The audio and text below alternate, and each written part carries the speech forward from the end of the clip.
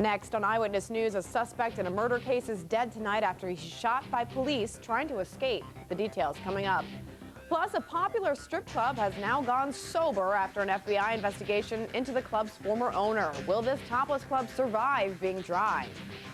And if you were just watching the Victoria's Secret fashion show, could you guess which supermodel was pregnant? We'll tell you which leggy lady just announced she's due to have a baby. The news starts now. Now, Eyewitness News at 10 on UPN. A Las Vegas man is dead after being shot several times by a police officer. Good evening. Thanks for joining us. I'm Kate Maddox. The shooting happened in a neighborhood not far from Cashman Field near downtown Las Vegas around 12:30 this afternoon. Metro officers pulled over the suspect, who they believe was connected to a murder case. As soon as the car came to a stop, the suspect jumped out of the car and ran into a nearby residential area. Investigators say when the officers caught up to the suspect, he pulled out a gun and pointed it at police.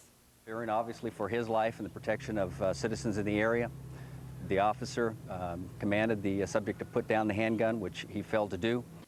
The officer shot the suspect several times, killing him instantly. Investigators believe the suspect was the trigger man in a shooting at the Saratoga apartment complex back in September that left one man dead and another injured.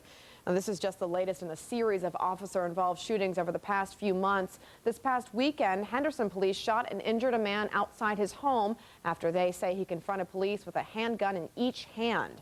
On December 5th, a Metro police officer shot and injured a prowler outside a home in a gated community in Summerlin. And at the beginning of the month, a North Las Vegas police officer shot and injured a man who aimed a gun at her. Police say that may have been a case of attempted suicide by a cop. The man who attacked a deputy district attorney was back in court today. Taiwan Allen punched the prosecutor after he was found guilty in the murder of his live-in girlfriend.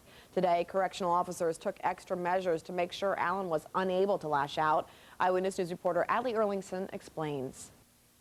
Convicted murderer Taiwan Allen's sudden attack in court last night sent Clark County prosecutor David Stanton to the hospital. It also prompted a stern warning from the judge today that Allen must maintain better courtroom conduct. I would just merely say that if it is not, there are a variety of things that I can do that are very unpleasant. For the most part, courtroom defendants are not handcuffed and are allowed to wear street clothes, so not to influence the jury. But in extreme situations like that of Patrick McKenna, considered one of Nevada's most dangerous criminals, extreme measures must be taken. A decade ago, McKenna was once brought into court with blinds over his eyes, mitts on his hands, 2 sets of chains, and a high-voltage stun belt around his waist. Metro Police used a similar belt on Allen today. The stun belt sits around the inmate's entire waist but is generally hidden by their shirt. The battery pack sits on the back right next to the kidney area, so the shock has a maximum effect. Inside the courtroom, an officer holds this remote control. If the inmate acts up, it only takes one push of this button. What's happening right now? The electrodes have been activated, and there is 50,000 volts going through those electrodes right now. If that was sitting on his back, then he would be feeling the jolt in his body. Metro Lieutenant Wayne Peck oversees the security of inmates in court. He says Allen's outburst was totally unexpected because he has no prior history of courtroom violence. Adley Erlingson for Eyewitness News at 10 on UPN. Now, on top of the murder conviction, Allen now faces an additional felony charge for yesterday's attack. And yesterday, a jury returned a guilty verdict in the assault trial of a member of the 311 Boys gang. But Stephen Gaisley still faces criminal charges in 2 separate cases. Gaisley faces charges of burning another teen with a hot butter knife. And in a second case, the 19-year-old and 8 other teens connected with the 311 Boys are accused of the attempted murder of Stephen Tanner Hansen. In an interview with Eyewitness News, one of Gaisley's victims, Sean Quinn, spoke out about the gang. They're only there to cause trouble and to cause harm to people. Sean got his justice, and hopefully Gaisley will get his, and he'll get some real heavy counseling. 4 of the 9 teens were offered reduced sentences in exchange for their testimonies. However, none of the attorneys accepted the deal because they felt their clients will ultimately receive reduced or dismissed charges. That trial is set for January 9th. As for Gaisley, he'll be back in court on Thursday for the butter knife incident. 6 county commissioners have voted to revoke the liquor license for Jaguar's strip club effective immediately. The club has been one of the focal points of an FBI investigation into the dealings of former owner Mike Ghilardi. Ghilardi was indicted for bribing local politicians. He then transferred ownership of Jaguars to his father, Jack Ghilardi, earlier this month. Jack Ghilardi also took over ownership of his son's other club, the Leopard Lounge, back in November. Today, Jack Ghilardi's attorney, Dominic Gentile, filed a motion to prevent the Leopard Lounge from losing its liquor license. The county commission will discuss the issue tomorrow morning. As of right now, the Leopard Lounge is still serving alcohol. A Valley firefighter who was trying to save a condominium complex ended up in the hospital after he fell from a ladder. The fire broke out at the University Biltmore condos near Rochelle and Maryland Parkway. A woman who lives in the complex was also treated for smoke inhalation. Clark County fire officials say the two-alarm blaze was caused by candles left on a downstairs entertainment center. The blaze caused more than $200,000 in damages. Searchers have located the wreckage of a small aircraft that disappeared Sunday en route to Eugene, Oregon. A Nevada National Guard helicopter spotted the crash site in a Nevada mountain range about 9 miles north of the Tonopah Airport. The bodies of the passengers were also recovered, but the names of the pilot and his wife have not yet been released. The investigation is being turned over to the NTSB. Nevada federal prosecutors say it's the largest case of archaeology theft in American history. 11,000 Native American artifacts were stolen over a 4-year period from locations in California and here in southern Nevada. 5 people have been convicted as part of the scheme. 4 of them live in Nevada. The lead federal prosecutor in the case says a crime like this is difficult to detect and investigate. The types of people who are stealing artifacts often do it in the cover of darkness or in remote areas where law enforcement is not there to observe them, as ultimately happened in this case. The 5 people convicted in this case apparently stole the artifacts to boost their private collections. Prosecutors do not believe any of the pieces were sold in the black market. Well, in national news, violence erupted in Iraq just days after the capture of Saddam Hussein. Terry Okita has the latest from Baghdad. In a volatile area of Iraq where support for Saddam Hussein remains strong, the U.S. Army's 4th Infantry Division captured the leader of a guerrilla cell and more than 70 other suspected insurgents. The men were arrested during an early morning raid in Samarra, a town 60 miles north of Baghdad. It's the same place where U.S. troops killed 11 attackers who ambushed them. Despite the recent arrests, U.S. military officials say they've actually eased up on the number of raids here in Iraq since the capture of Saddam Hussein. They hope this will encourage former regime leaders to turn themselves in. Like Saddam's former number 2 man, Izzat Ibrahim al-Duri. Documents seized along with Saddam show he was in contact with al-Duri. The CIA is now overseeing Saddam's interrogation. One official familiar with the process says the former dictator is being, quote, a jerk. Defense Secretary Donald Rumsfeld describes Saddam's demeanor this way. The best word would be resigned. Terry Okita, CBS News, Baghdad. Officials say that U.S. troops will remain in Iraq for at least the next couple of years. Well, the only member of Congress that was in Iraq during Saddam's capture was Nevada Senator John Ensign. He saw firsthand the reactions of both Iraqis and U.S. troops as the news came out that the former leader had been found. He said he was able to deliver the news to a few injured soldiers in an Iraqi hospital.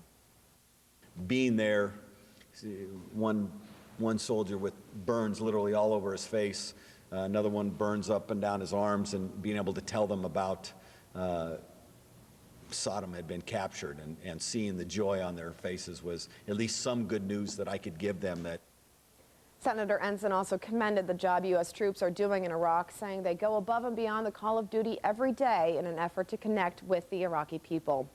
President Bush spent the majority of the afternoon signing 7 pieces of legislation into law. One new law that now bears the president's signature is the American Dream Down Payment Act. The law helps lower-income first-time homebuyers who can afford a monthly mortgage payment but may not be able to come up with a down payment for a house. Other laws include the protecting the jobs of air traffic controllers, expanding benefits for disabled veterans and their families, and one to stop you from receiving unwanted email known as spam. The case against sniper suspect Lee Boyd Malvo is now in the hands of a jury. Malvo is on trial for allegedly gunning down and killing Linda Franklin at a Virginia Home Depot parking lot during the D.C. area sniper spree last fall. Malvo's attorney claims he was brainwashed by convicted sniper John Al Muhammad and couldn't tell right from wrong. The jury could start formal deliberations tomorrow.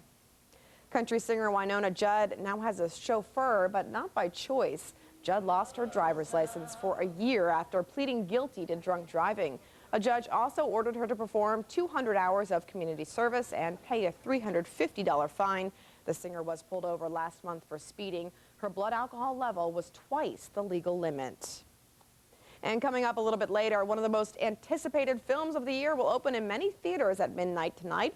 Already, fans of the Lord of the Rings series were lining up at box offices in hopes of being the first to view the final chapter of the trilogy. What do moviegoers have to look forward to? Well, the answer coming up in entertainment news.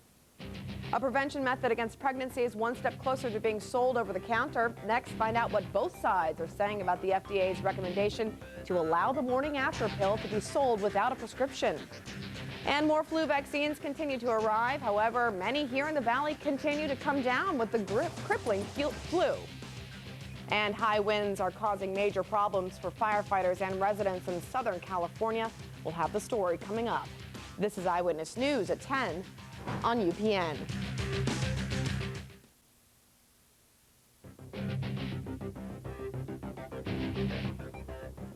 A pill that can prevent pregnancy is one step closer to being sold over the counter. The Food and Drug Administration says the morning after pill, called Plan B, should be sold without a prescription.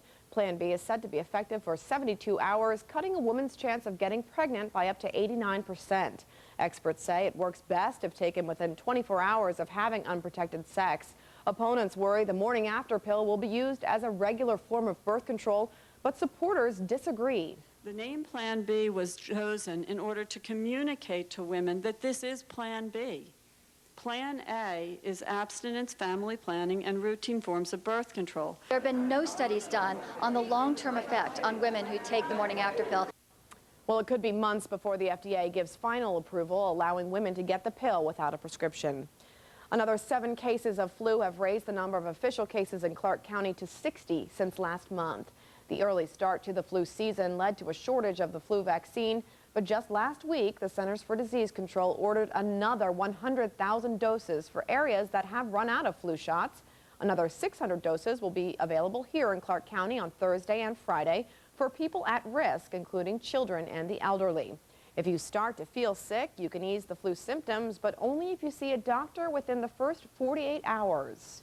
There are some flu tests that we can do and hopefully get a fast enough turnaround time so that you can take some anti-flu medication in enough time to actually do some good. Once all of the at-risk people receive their shots, the county will make the vaccines available to the general public.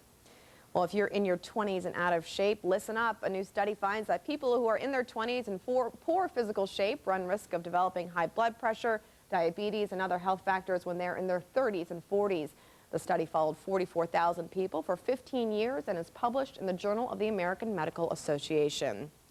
Coming up on Eyewitness News, it hasn't been 3 months and already firefighters in Southern California are once again dealing with dangerous wildfires. And a daughter's choice to play collegiate softball actually saved the life of her mother. A story fit for the holidays coming up. But first, it's cold in the valley this evening. Kevin Janison is just ahead with a look at the forecast.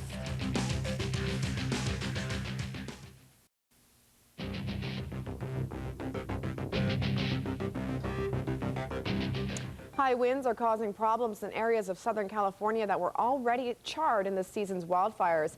Gusts over 50 miles per hour sparked a few new fires. Helicopters spent much of today dropping retardant on those fires, while firefighters struggled to save homes and other structures. Firefighters expect to be busy well into tomorrow as the winds keep the hot fire danger high. Well, sunny skies filled our area today. However, it was really chilly. Here's Kevin Janison with your forecast for the morning. Kevin. All right, Kate, what a chilly start to the day. Low temperatures on the east side of the valley into the upper 20s. Oh, my. Even on the west side, we saw some upper 20s. Valley View in Charleston at 29. It was 31 near Alton and Anasazi. Outside of town, Rachel all the way down to 7. Mesquite bottomed out at 26. Up on the mountain, it was 16, at least with the sunshine, though we made it into the 50s. Most neighborhoods between 50 and 55, depending on your location. Outside the valley, the mountain hit 41, Pahrump at 48, while Mesquite made it to 53. At McCarran, the top temperature was 50 after a morning low of freezing at the airport.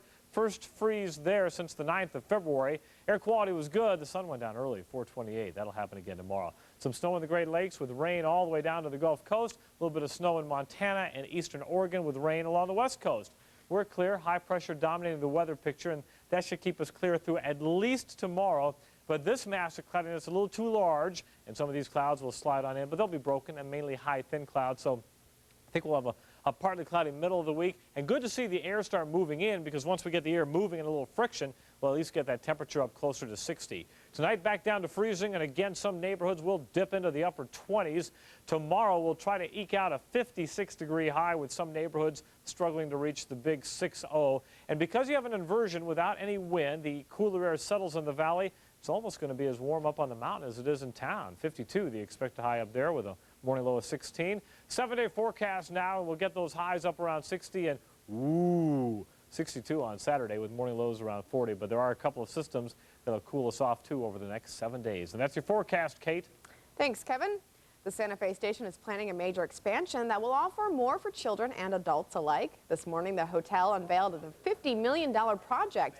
It will include a new 16-screen movie theater complex, a new entertainment venue and bar, a new Kid Quest, 20,000 square feet of more casino space, and a remodeled bowling center. The resort's ice rink will be demolished during construction, but a new one will be built at the Fiesta Rancho. The project should be completed by fall of 2004. Most parents are saddened when their sons or daughters leave the nest to attend college. However, for one Houston mom, sending her daughter to play college softball actually saved her life. Carolyn Mungo has the story.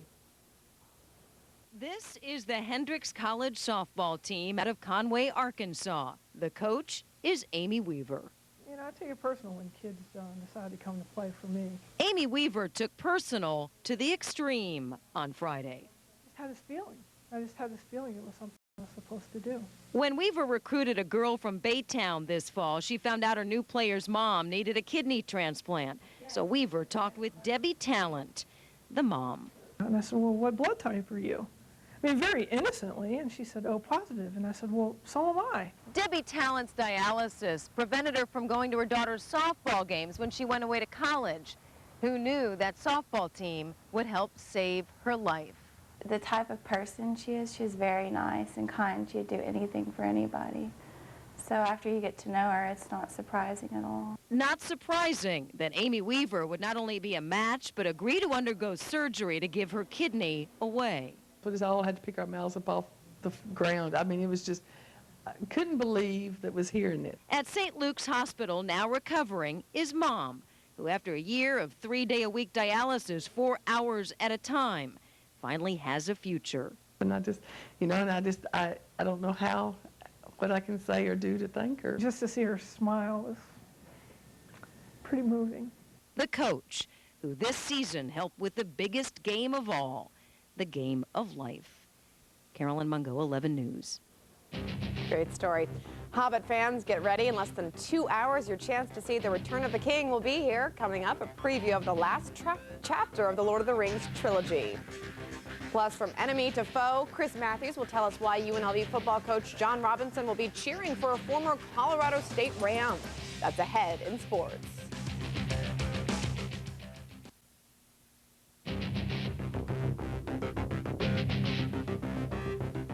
The anticipation for die-hard fans is almost over. The third and final chapter of the Lord of the Rings trilogy will be hitting many theaters in less than 2 hours. The Return of the King is expected to break box office records for 2003. Andy Culpepper caught up with the movie's director. Great, we'll check that. Peter Jackson's current job, for want of a better word, is almost over. The scruffy New Zealand filmmaker's personal and professional odyssey comes to an end with the release of The Lord of the Rings, The Return of the King. I'm glad, I must admit, that there's not a fourth Lord of the Rings film. 3 years of putting one of these out each Christmas has actually been really tough. Tough and very expensive. New Line Cinema ponied up a budget in excess of $300 million to produce the effects-laden trilogy. But the initial gamble has paid off and then some. The take, by some accounts, will top $3 billion worldwide. And the bounty of the first 2 films gave Jackson more latitude in spending more for special effects. So we added a few more thousand horses to shots that we never thought were going to be effect shots 4 years ago. The Lord of the Rings will almost certainly pick up its third consecutive Oscar nomination for Best Picture. Jackson's legacy was born of an exhausting process. I have no interest in doing trilogies anymore. I've done the trilogy. It's been, you know, very successful, and that's great. Now, will the third time be the charm with Oscar? I'm happy to let the voters, you know, who make these decisions just vote for their favorite movies, and we'll see what happens. For Entertainment Weekly, I'm Andy Culpepper. It's supposed to be very good. And those who plan to watch the film should be prepared. The Return of the King runs an estimated 3 hours and 20 minutes. In other entertainment news, rocker Ozzy Osborne is on the road to recovery. You're looking at file footage of the 55-year-old rock star. The singer and star of his own television series was critically injured during an ATV accident on his English estate. The rock star was reportedly cracking jokes today and asking his nurses to marry him. While Osborne has been taken off a breathing machine and says he feels better, his doctors caution he's got at least another 6 months before he fully recovers. Well, it appears singer Pink is PETA's new poster girl for celebrity letters. The singer, who has already written one outspoken letter regarding Siegfried and Roy's animals following Roy's tiger mauling, has now written another to the duo, this time on behalf of Gilda the elephant. In the letter, Pink says she is, quote, sad about 55-year-old Gilda being penned up at the Mirage and requests the magicians to release her to an animal sanctuary.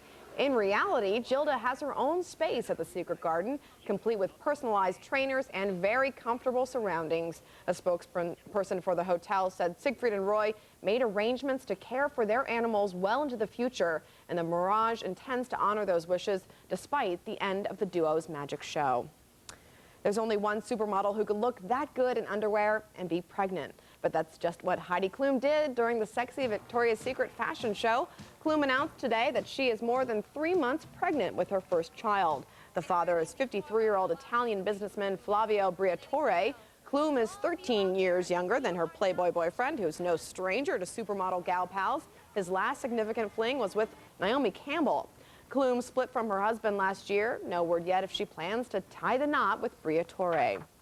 The Material Girl is throwing her 2 cents about the upcoming presidential election. Madonna is publicly supporting Wesley Clark for the Democratic nomination for president. Clark is the former NATO commander. His spokesman says that Clark is happy about the endorsement. The two met through filmmaker Michael Moore, best known for his Oscar-winning picture, Bowling for Columbine. The Cowboys and Cowgirls have left town. Chris Matthews tells us the Rebels will now take over the Thomas and Mack and have some pretty strong feelings about the rodeo. That's next in sports.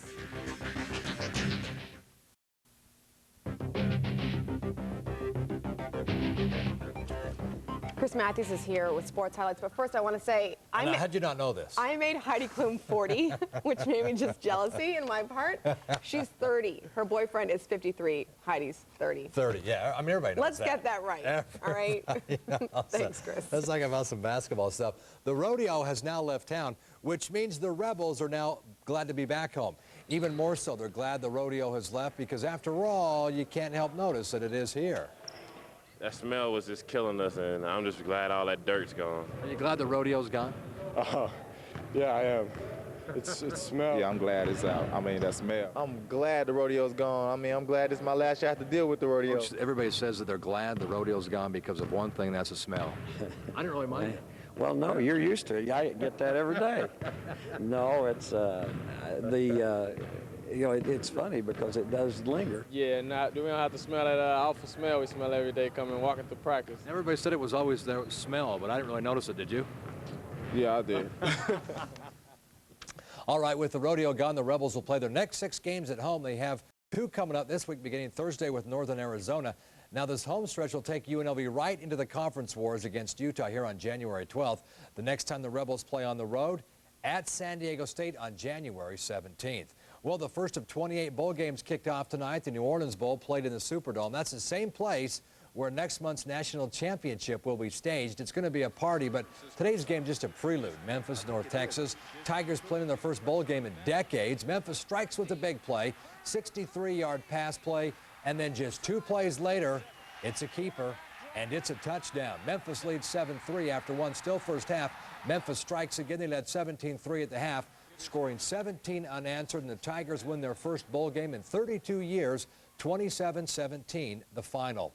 Following the bowl games, it's the mother of all All-Star games, the East-West Shrine game. UNLV head coach John Robinson has been invited to coach the West, which will be kind of interesting because now he'll be rooting for and coaching Colorado State quarterback Bradley Van Pelt. So this will be the first time in your career you want Van Pelt to do well. Yes, and he'll probably have a lousy game. And I said, you screwed this guy up in one game.